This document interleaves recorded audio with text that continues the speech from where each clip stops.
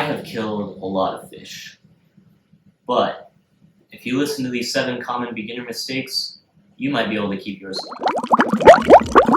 Hey y'all, welcome to These Exotics. So in my 13 years of fish keeping so far, as has every experienced fish keeper, I have experienced many of the unfortunate days where you wake up in the morning and one of them just is gone. It's a sad part of owning animals. However, there are a few mistakes that a lot of people make that if you prevent them, you can keep more of your fish alive. So number 7, we're gonna go with aggressive fish, or fish that should not be paired together. One of the most stressful, fun, and confusing things in fish keeping is what kind of fish can I keep together in the same tank? It's really dependent upon the species of the fish. Sometimes it's dependent on their personality. I guess the main thing I would say with what fish can I keep together is just do your research. Google, Wikipedia, Reddit, watch videos like this one. Just make sure that the fish you're getting, that their temperaments match. There's a lot of different things you can look into: breeding aggression, territorial aggression, how many hiding spots do you need, how big are they going to get when they're their full size, not the baby size that you see in all the pet stores. There's just a lot of different aspects of it that you really need to look into before dropping your fish into this tank with everyone else that's in there.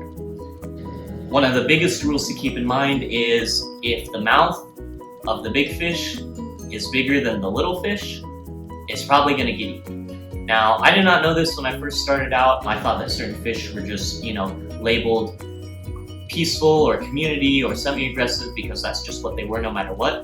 Not true. And again, it depends on your individual fish. I had a biker fish, which I don't know how to pronounce that, so please tell me in the comments below, how do you pronounce the name of that fish? Because I have no idea. But I had a biker fish, and in the span of about a month, I lost both a 1-inch platy and a 1-inch dwarf frog, African dwarf frog. Both of them disappeared middle of the night. Could not find them, tore apart the substrate, tore apart the filters, looked all around the desk and the floor that the fish tank was on. I just searched madly for them, and I could not find them. Figured out later on, well, bikers have poor eyesight, big mouths, and they basically eat whatever can fit because they assume that it's food because they can't see it too well. So bikers are not an aggressive fish, but they will eat your small fish if you just leave them. The next fish I'm going to talk about is sharks. If you want a peaceful or even semi-aggressive community tank with some peaceful or small fish in it, do not get anything labeled sharks. That's going to go for your bala sharks, red-tailed sharks, also rainbow sharks, which is what I had. You can have roseline sharks. They're not really a type of shark. They're more like a barb or a tetra or something like that. So roselines are perfectly fine, but everything else, if it's labeled shark, what do you think of? Great white, right? Like, just assume that. They're going to try and kill things that are not tough enough to stand up to them. I had a pictus catfish and a biker with my rainbow shark.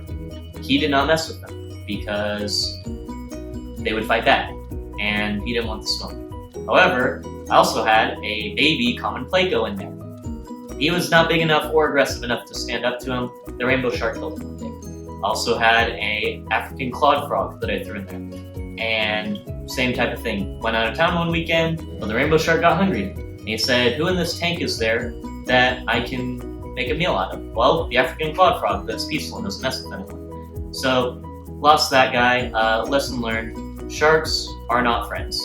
They think that everything is food. The next fish I want to talk about is betas. I know there are a lot of different theories on what fish you can keep with betas. I've had success with this, I've had success with that. Beta sorority. I'm going to say general rule of thumb, just don't keep anything with your betas. It doesn't matter if it's a male or a female, if it's a baby, if it was raised with them from birth. Just don't do it. We tried Harlequin rasboras with one of our very chill female betas because after doing a lot of research, we'd seen a lot of success stories with Harlequin rasboras and female betas. And woke up the next morning, and one of the Harlequins was dead and another one was missing an eye. So, yeah, not a good choice to keep anything with betas. Lastly, on the aggressive list of stories I have is going to be a gar and an angelfish that I put together in a 10-gallon. Again, this is when I didn't have very much knowledge, and if you think about it, they're both semi-aggressive fish. The angelfish has big flowy fins, and the gar has a bunch of sharp teeth. So the gar won that fight. Next thing I'm going to talk about is sensitive fish, whether that's genetics, sensitive to water parameters, anything like that. There's just a lot of fish out there that have super specific needs. You need to know that before you get the fish. I love German blue ram cichlids. I think they're some of the prettiest fish in the hobby. I've got one right in here. I just love them. So I got a German blue ram cichlid when I was still doing a 50% water change and washing the filter media with tap water on my 10-gallon with no live plants in it every week. So yeah, that guy lasted about a week. So if you're gonna get German blue rams, just make sure you know what you're doing first.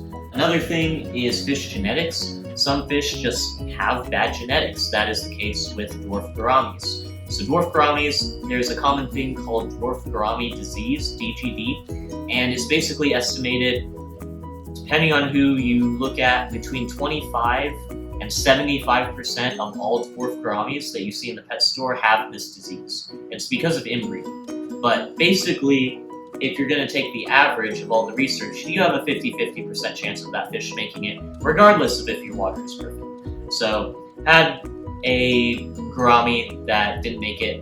Wasn't any issues I could identify with the tank or the water, it was just, he was sick. And then lastly, for number 6 is going to be putting fish with no scales into uncycled tanks. I did not know this until very recently, but apparently Pictus catfish, Cory catfish, some loaches, things like that, they do not have actual scales like most of the other fish do. So when you put them into an uncycled tank, if you try to do the cycling your tank with fish in it still, it's not going to work out too well because they're going to absorb through their skin all of the bad things that are in the water, just more so than all of the other fish are. So how to pick this catfish, I was trying to cycle him in a tank, it didn't work, I don't suggest it. I would stay away from the catfish or the loaches until your tank is fully cycled. Number 5 on this list is over and underfeeding. Basically, if your fish looks like either version of Nikocado avocado, you are doing something wrong. Please do not let your fish look like that. For overfeeding, it can affect their swim bladder, kind of like how alcohol affects the human liver. Overfeeding affects the swim bladder. Swim bladder is what allows them to be up and down, stabilized in the water. So I had a glow light tetra that was overfed, my fault, and it basically spun like a top for about a week before passing on. Put it in quarantine, gave it antibiotics, nothing helped, its organ was too far gone, and that was a result of me overfeeding for multiple weeks. Just try to stick to the rule, whatever your fish can eat in a sitting of 1 to 5 minutes, completely gone, is what you should be feeding them. The flip side of the same coin is underfeeding. I had a swordtail one time, recently, and didn't know what was wrong with him. I noticed a change in his behavior. He was hiding a lot more. He was not eating with everyone else. And that was pretty odd to me. That was not good, obviously, but I just figured I would watch him since nothing else was wrong with him besides his behavior. And if he started developing any other concerning signs, I was going to quarantine him. Well, it went on for a couple weeks until he passed away. And basically, it was underfeeding. He was not eating. So I should have quarantined him sooner, gotten him to eat, even if I wasn't giving him medications or anything. He wasn't being picked on. The reason for quarantine would have been to feed him. Number 4, misunderstanding aquarium chemical products. So for example, I have here Brightwell Aquatics, here's some plant fertilizer, and here is some water conditioner. So both of these have super specific amounts that are supposed to be dosed. There are debates with the conditioners on whether you dose it directly to the tank or to the water before you put it in the tank. It kind of depends on the product from what I'm aware of. This one I dose to the water before I put it in the tank. So you just have to know what quantity you're supposed to put in, what it's doing to the water, what it does to the fish, how much constitutes an overdose. Unfortunately, I once lived at a place that had a pond. It had koi. I tried to take care of them, and I ended up killing 3 just beautiful koi because I had a water conditioner and I didn't know what the dosage was. I just knew roughly what the dosage was, and I overdosed the pond on water conditioner during a water change. And needless to say, it didn't take very long before I saw that they were not doing well, and I was like, oh boy, I should have just taken the 5 minutes to read the back of that product before I dumped it in there. So very important to just know what you're putting in your fish tank. If you don't know what you're putting in, don't put in anything at all. However, you need conditioner, you need to put stuff in for your life plant. There's just different things that you should do that you need to know what you are doing and why you're doing it before you start doing it. Yeah, that makes sense. Number 3 is going to be jumping fish. Know if the fish that you own have a tendency to jump. For example, I had a swordtail one time. They have a tendency to jump. I had a lid on the tank. I left the lid open. And needless to say, it jumped. So research if your fish jump or if they don't. If they jump, consider putting a lid on the tank. It might help save you in the long run. Number 2, bad aquascaping. This is a little bit of a weird one, but I did experience it recently. I had a tiny little plastic cave that I had in one of my aquariums, and the fish loved it, except that I had a dwarf powder blue gourami, very beautiful fish, and it decided one day, even though it was one of the biggest fish in that small tank, that it would swim into the little cave that was way too small for it. So it somehow got itself wedged into the cave, but it was too big to get out.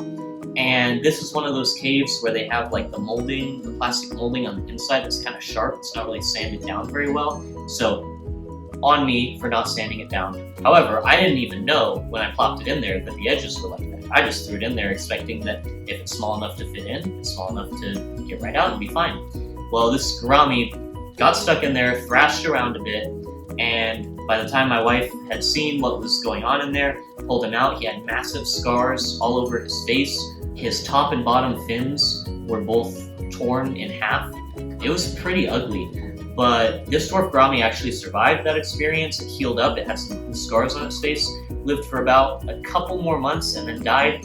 I believe it was a result of the scraping against that piece of plastic, and I think that the scars that it held for the 2 months while it lived were evidence that it had injured itself to an irreparable point. Although the skin was reparable, the brain was not. And that was just, like I said, me not looking hard enough at what I had put into my fish. Number 1 is going to be random death. And that is about the best way that I can say it. I drew up a list of some of the random fish deaths that I've had in my experience. Dalmatian molly, freshwater gar, Julie Cory catfish, panda Cory catfish, yo-yo loaches. It's really a wide variety of fish that I've had over the years, not at any singular point in time, and I just cannot identify what killed these fish. It wasn't a tank mate, it wasn't a dieting issue, it wasn't an aquascaping issue, they didn't jump, it wasn't anything obvious like that, they didn't disappear like they were eaten, they just one morning died.